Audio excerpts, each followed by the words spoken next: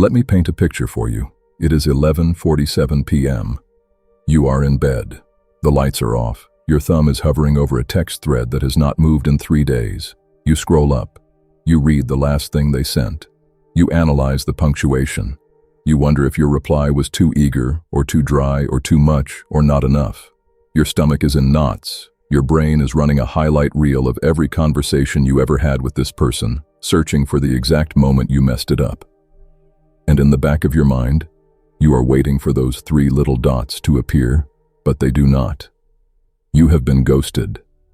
And I am going to tell you something that sounds absolutely insane right now, which is that this is the best thing that could have possibly happened to you. I know you want to click off. I know you want to call me an insensitive jerk. But stay with me, because what I am about to share with you is not toxic positivity. It is not just get over it. It is not there are plenty of fish in the sea. This is a 2,000-year-old philosophical operating system that will take this sharp, humiliating, confusing pain and turn it into the single most valuable piece of data you have ever received about yourself and about human nature. By the end of this video, you will stop asking, "Why did they leave?" and start asking a far more powerful question, which is, why was I ever chasing someone who was willing to disappear? So take a breath, put the phone down, and let us dismantle this modern torture device together. Let us start with the most obvious reason why getting ghosted is a gift, and I need you to really hear this. Ghosting is the world's most brutally efficient filtering system. Ancient Stoics like Seneca spent a great deal of time advising people on who to surround themselves with. He wrote, "Associate with people who are likely to improve you, and welcome those whom you are capable of improving, because the process is mutual." Notice what he did not say. He did not say associate with people who are charming. He did not say associate with people who are hot. He did not say associate with people who say all the right things in the first 3 weeks. He said associate with people who are likely to improve you. And the very first prerequisite for improving someone is character. And the very first pillar of character is courage. Now let me ask you a question, and I want you to answer it honestly. Imagine you are a business owner. You spend weeks interviewing candidates. You find someone you really like. You hire them, you train them. You invest your time and your energy and your emotional bandwidth into getting them up to speed. And then, 3 days into the job, they just stop showing up. No call, no email, no text. They vanish into thin air. Would you call them? Would you text them asking, "Did I do something wrong? Was my training program bad? Should I have offered better coffee in the break room?" No, you would not. You would look at that empty chair and you would say, "Thank God I found out this person was completely unreliable on day 3 instead of year 3. You would feel relief, not heartbreak. But when it comes to dating, we do the exact opposite. We take their disappearance and we turn it inward. We make it about our inadequacy. But here is the Stoic truth. Their inability to communicate is a character flaw that was always going to reveal itself. You have to understand that ghosting is not a spontaneous act. It is not something that happens to you. It is an expression of who they are at their core. It reveals that they lack the emotional maturity to handle discomfort. It reveals that they prioritize their own convenience over your basic human dignity. Would you really, genuinely, deep down in your soul, want to build a life with someone who cannot muster the courage to send a 3-word text? "This isn't working"? That is 5 syllables. That is less effort than ordering a coffee. And they could not do it. Good. They just saved you from 3 years of discovering that same cowardice in a far more destructive context. Imagine buying a house with someone who handles conflict by disappearing. Imagine raising children with someone who handles stress by going silent.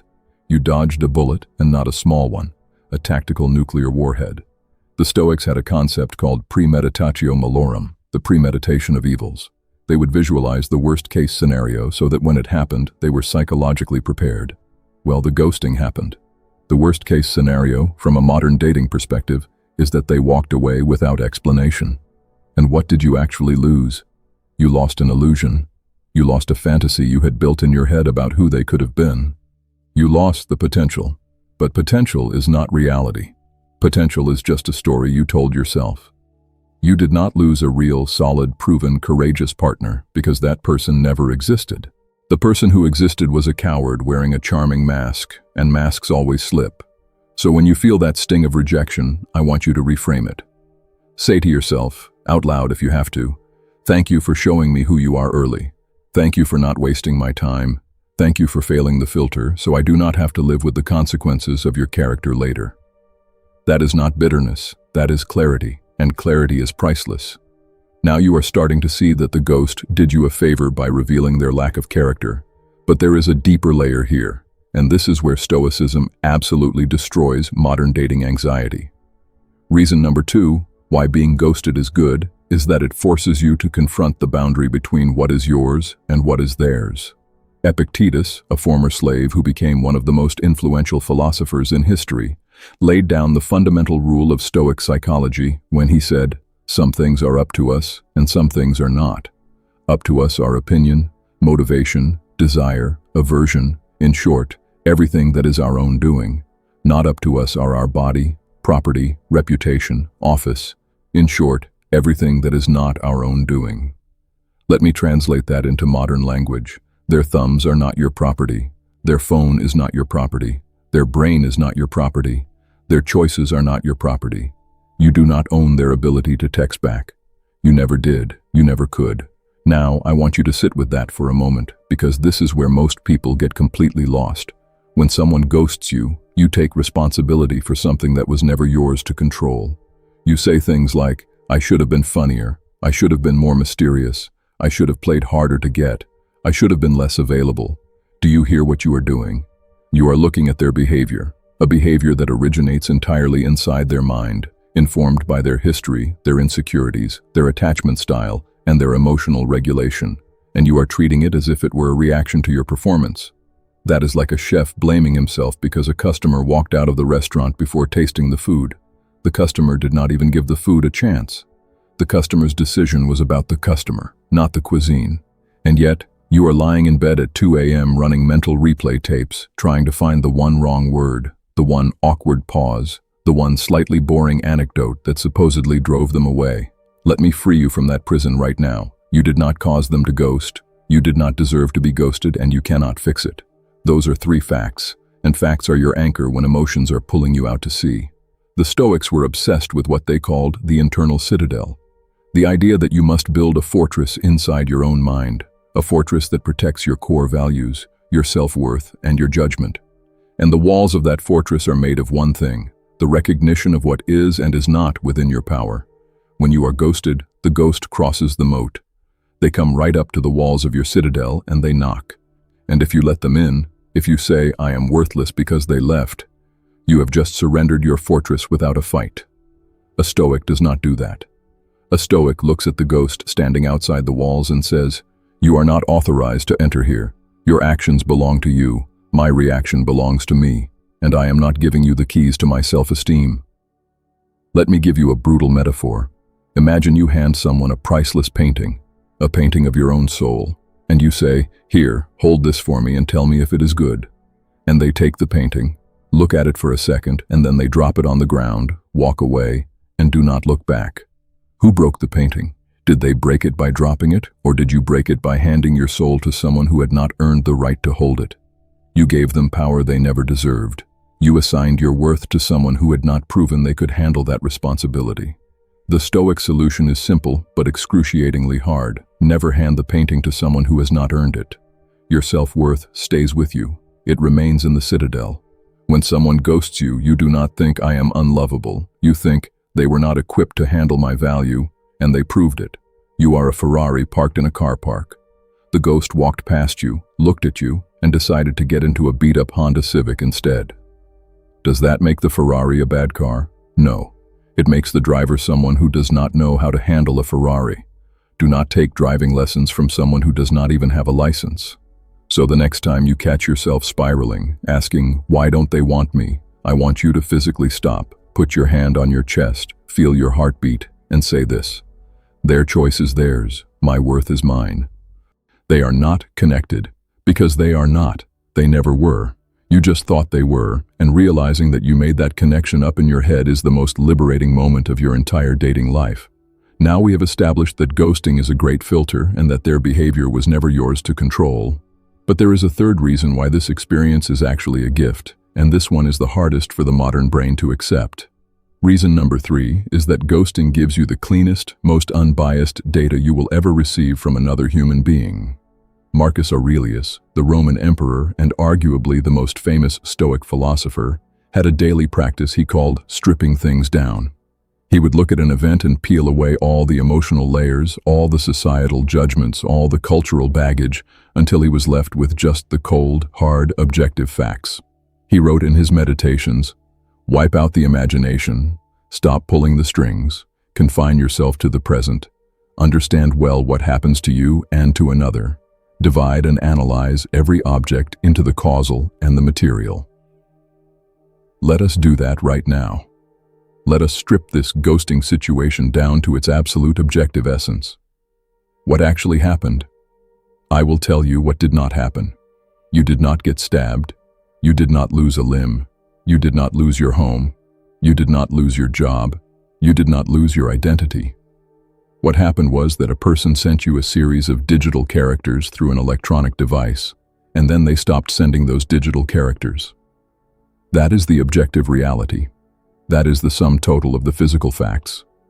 Everything else, the rejection, the humiliation, the embarrassment, the what-ifs, the I am not good enough, the they found someone better, the I will die alone, all of that is fiction you are adding to the story.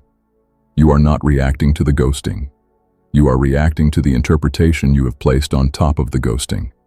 This is the core of Stoic psychology. Epictetus said it best. It is not the events themselves that disturb people, but their judgments about those events. The event is neutral. The event is just silence. Your brain takes that silence and turns it into a horror movie.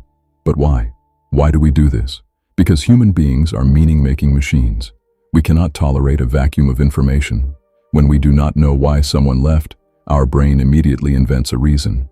And because we are naturally biased toward self-criticism, it is an evolutionary survival mechanism to anticipate threats. We usually invent a reason that blames ourselves. It is easier for your brain to believe I am fundamentally flawed than to accept I have no idea what happened and I will never know. The brain prefers a painful certainty over a confusing uncertainty. But the Stoic says, I am not going to punish myself for a story I just made up. You have to become comfortable with the phrase, I do not know, and I do not need to know. The ghost did not give you an explanation. That is annoying, that is rude. But here is the secret. The lack of explanation is itself the explanation. They ghosted you, that is a complete sentence, that is a full answer. They showed you through their actions that they are incapable of mature communication. They showed you that they are conflict avoidant. They showed you that they lack basic respect for the time and energy of others. What more information do you actually need? Do you need to know exactly which day they lost interest? Do you need to know exactly which text made them cringe? Do you need to know exactly how many other people they were talking to? No. That is just pain shopping.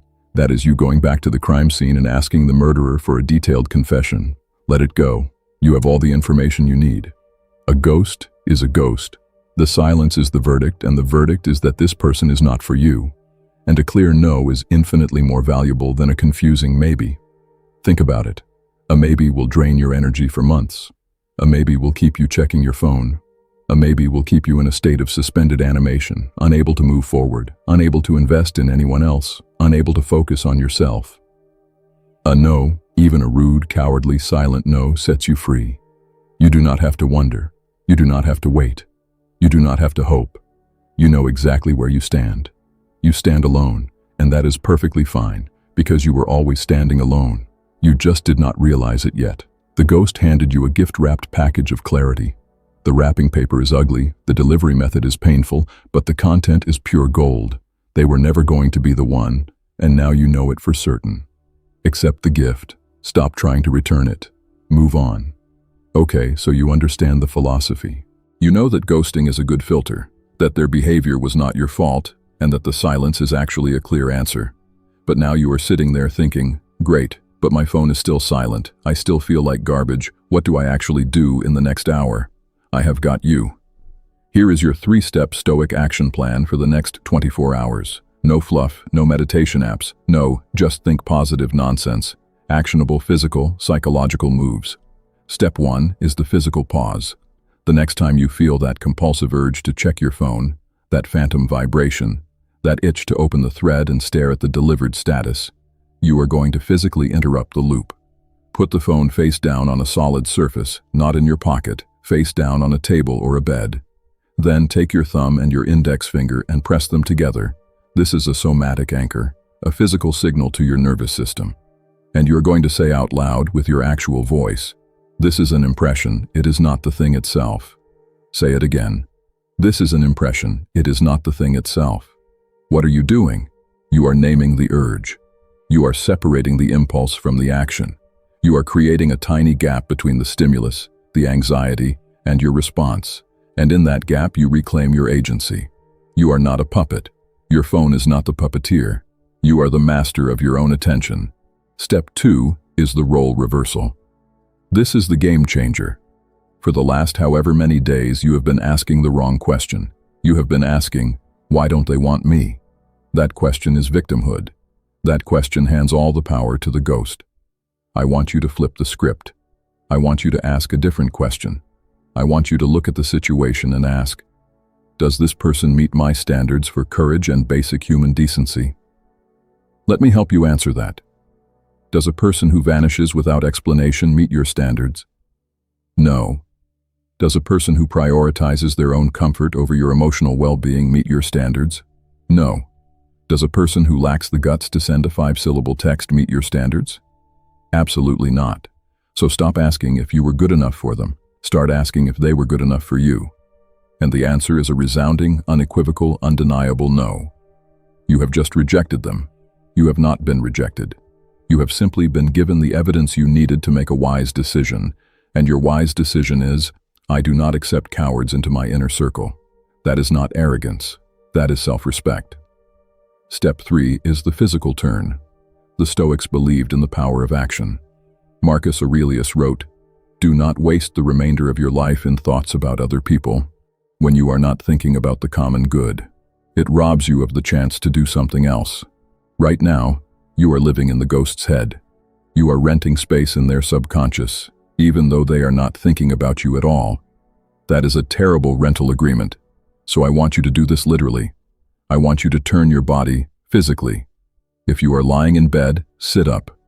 If you are sitting on the couch, stand up. Turn your shoulders away from where your phone is. Point your chest towards something else. A window, a door, a bookshelf, a pair of sneakers. And then take one action that is entirely about you. Pick up a book you have been meaning to read. Write a message to a friend you have not spoken to in a month. Go for a walk and notice the trees and the sky. Do 20 push-ups and feel your muscles work. Cook a meal and focus entirely on the flavors and the textures. Why does this matter? Because you are a human being, and a human being is not defined by the attention of others.